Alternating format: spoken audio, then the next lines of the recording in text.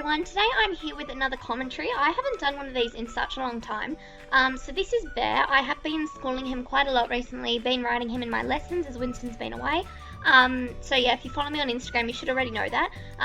But yeah, I just want to say quickly before I start, in these commentaries, I do it as a self-reflection, and I also do it to kind of show you guys my mistakes that I do make, and I try and highlight those mistakes so I can learn from them. So I know I'm not a professional, but this is my take on what this ride was. Okay, so this is us first seeing the camera for the first time. Kind of just being a bit looky. I'm just telling him, good boy, patting him, reassuring him. As you can see there, I think with horses as well, when they're spooking, smacking them, like hitting them as like a reward, I find is not as encouraging. So I kind of just like to give these little scratches, and he does calm down quite a bit. And when I ask him to move forward, I'm really trying to be super gentle with my hands. And so all I did there was push my hands forward and put a really light amount of pressure on my leg. If you're not sure of Bear, you haven't seen any videos with him before, he's very forward.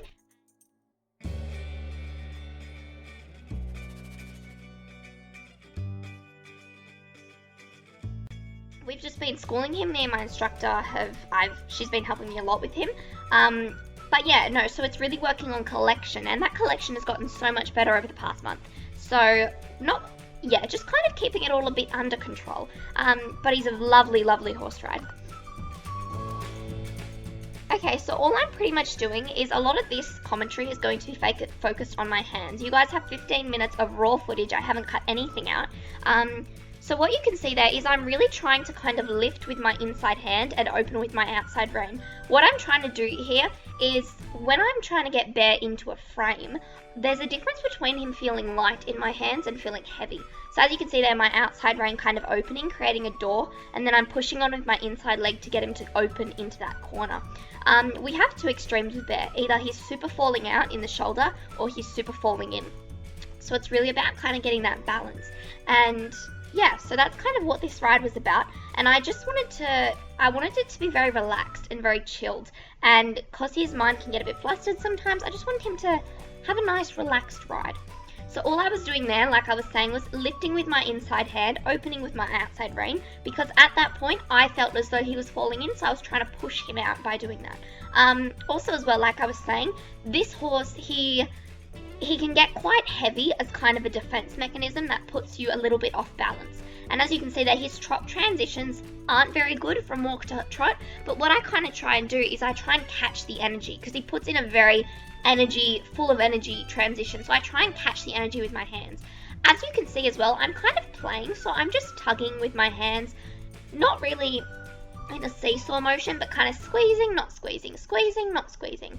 And what this is doing is, I feel personally, I've applied this method rather than kind of moving the bit around, just because he can get a bit hot if you move the bit around. So I find squeezing with the outside rein, squeezing with the inside rein, putting a little bit of inside leg on to move him into corners and to move him a bit onto the track is kind of the best approach I can get. But it's very important too, like you see here, he gets a little bit heavy. So it's as well, and particularly in the canter,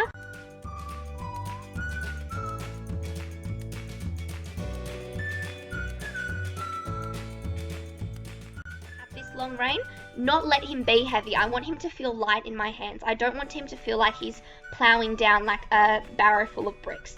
Yeah, that's pretty much what I want to say. And as you can see there, this is something as well. I was talking about this, I can't remember in what video, but I was talking about my right elbow. You can really see it here, it's really accentuated. But I have an issue with bending my right elbow, and that's something there that you can really see. And me opening my outside rein, you can see this kind of imbalance that is happening with my arms, and me watching this back, I don't want to cut this out because I can look back at this later when I've improved and see how far I've come. But yeah, you can see there the real imbalance in my arms. So when I'm halting as well, I try and use my body instead too. As you can see there, a nice, beautiful, big transition. So what here we have is kind of a lot of canter, and it's walk to canters. They're not very good. They're a bit wild, but that's okay. And I've put this canter in the middle of our session. Cool, so that was alright. But what happens is I'm just thinking shoulders back, upper body back, and trying to exaggerate how far I'm bringing my upper body back. And what I'm doing is I'm only doing about half a circle in canter, because here we're doing like a full circle, and I'm making the circle a little bit smaller. This kind of just shortens the stride for me, and it helps me stay in control. So like I'm saying as well, there we go, we've got a bit of a heavy pull there. So all I did was raise my inside hand, put on some leg to try and bring that head back up, because he was leaning down after our canter trot. So there's a big difference between him being heavy and him just having a nice frame, and I really don't want to get him heavy. So here what I'm doing is I'm just little taps, just bringing up the impulsion a little bit, and then pushing it with my inside leg, sliding back my outside leg and creating that canter transition. And I'm trying to create a bit of frame, but I also, like I said, I'm really trying not to let him get heavy. And like our canter trot transitions aren't very nice, but that is simply because when I make the decision that I want him to trot, he has to trot as soon as I say trot. At the moment, I'm not concerned whether it looks pretty, whether it looks ugly, I don't care about that. If I say trot, he needs to trot. So those canter trot transitions are something we need to work on, because they don't look very nice at this point, but that's something too. And as you can see here, because I've kind of put the canter into the middle of the session, what's happening now is when we move on from this, he's going to be a bit hot and flustered and kind of forget all that work we did before. So I've put the canter in the middle simply so that he needs to learn, he needs to refocus when I tell him to, and the canter is... I gave him a pat there as well, just because that was nice. What happened there too is because we were picking up canter every single time in that corner, which probably wasn't a smart idea on my behalf, he gets a bit hot. If you're in trot and you go past that corner, he gets a little bit hot and he tries to race off. So I patted him there because he slowed down immediately when I asked for it, so a bit of reassurance. So again, you can kind of see that outside leg just tapping a little bit, and all I'm doing, the only reason I'm doing that is to kind of, okay, that was really bad. My fault completely there. What happened, I asked for canter, I wasn't balanced enough, my reins were too long, and that was kind of just a fail. So I brought him back to trot simply as a defense mechanism, because I felt like I wasn't going to be in control. So now what I'm trying to do is kind of rebalance that trot, because I feel like the trot wasn't balanced, and that's why the transition, I didn't follow through with it. And that's an issue I have too, is when I ask for something, I need to get an expectation, and I'm trying to do a lot of work on preparation, rather than the actual result in this ride, which, if that makes sense. So see there how we get kind of that head pull?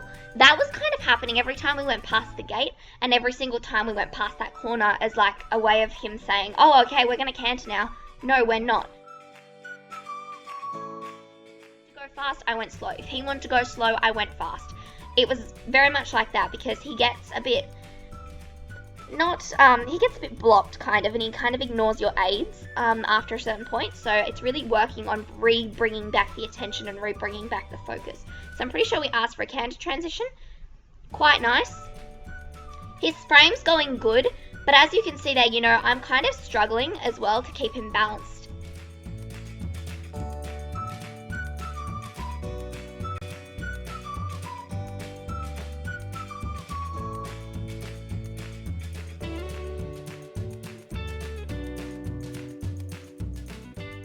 That's something we need to work on. We didn't work on it further, which we should have, but it's an issue that if he canters, he's done a good canter, then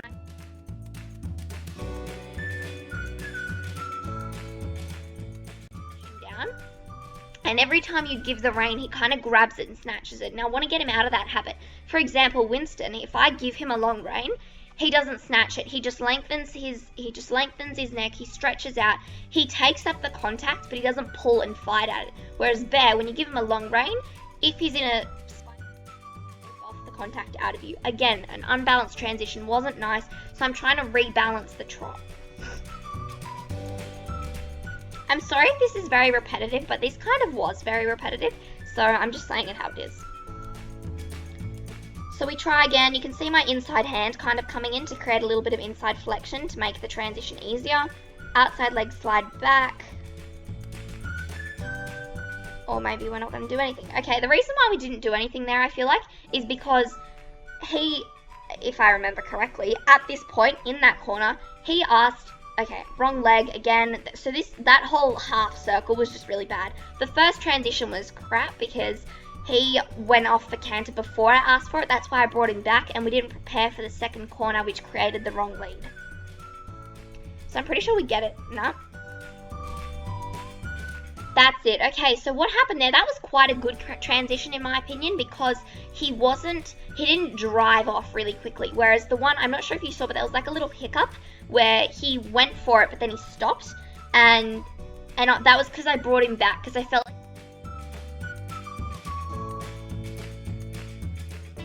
you can see his trot is kind of getting a bit bouncier. And I'm not sure if you can tell as well, but see, every time okay, someone's coming into the gate, but his trot has kind of become a little bit freer, I feel like, since we've done the canter. Now, what's really important now is, because we've done that canter, we're now going to go back into another trot session, and usually we put the cantering at the end. So this is going to now be a challenge from now on. Can we get his attention back?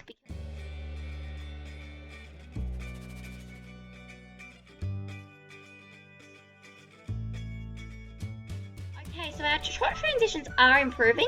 He's still doing a bit of a head throw, but he has relaxed a little bit more. And I think letting him do, even if it wasn't very much cantering at all, I didn't want to focus on canter in this ride, even if it wasn't very much canter, he got a bit of energy out, and now his walk trot transitions are a little bit more controlled. And I think that is also because when I was down there in the corner, I stopped him every time I felt like he was.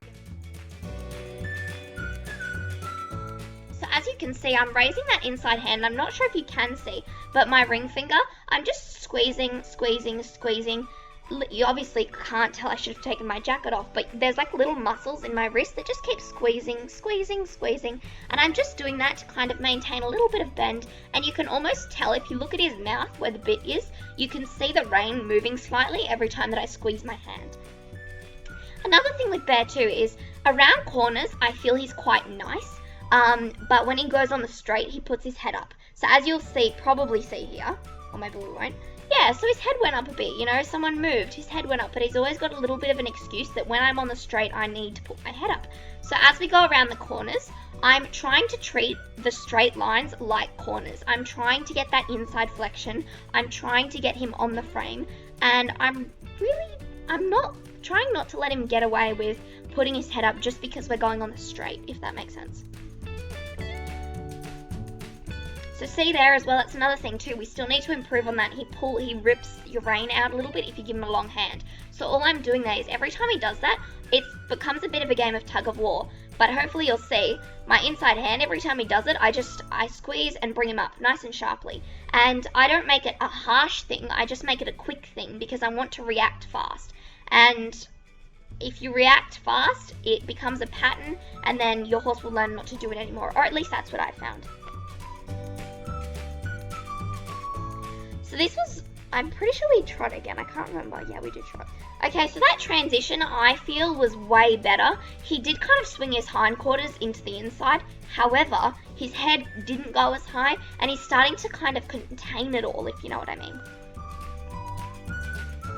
Here as well, a little thing on my rider position, I'm starting to hunch with my body and not push my upper body back, and I think it is also as well at this point in the ride, I'm pretty sure it started raining. And I was kind of focusing on the rain, and I wasn't really sure, and I was a bit uncertain. A little bit of fear popped in, and I was like, oh, you know, because he pricked his ears when the rain started. So I'm kind of using as a defense position, and I'm not sitting up tall, if you know what I mean. So that's something I need to work on too. So as you can see there, I tried to go really far into the corner because he's starting to fall in. But then once Okay, what actually happened there, his boot fell off. I didn't realise, guys, I didn't notice his boot had fallen off. I thought it was a spook, so I reassured him, but now we're trotting around with one belt boot on, so I do apologise for that. No hate or anything, I didn't realise. I did get off and collect it at the end. Cool, so now we have that long rein. The rein is getting a little bit longer, but he's not snatching anymore. He's kind of just extending, which is what I'm kind of liking. And I'm patting, cool, so we're not getting that snatch anymore. So that's kind of improved, which is good. We've got a snatch there. It's so funny. I'm like, oh, we improved, then it happens again. So yeah, guys, that's pretty much it. I kind of just wanted to talk you through because I feel like Okay, I ripped. Did you see that?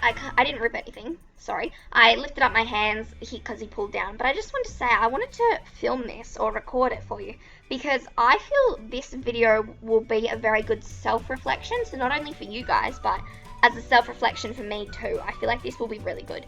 But anyways, thank you all for watching. I hope you learned something. Yeah, I hope you guys enjoyed it basically. Thanks for sticking with me, and I will see you next week. Bye.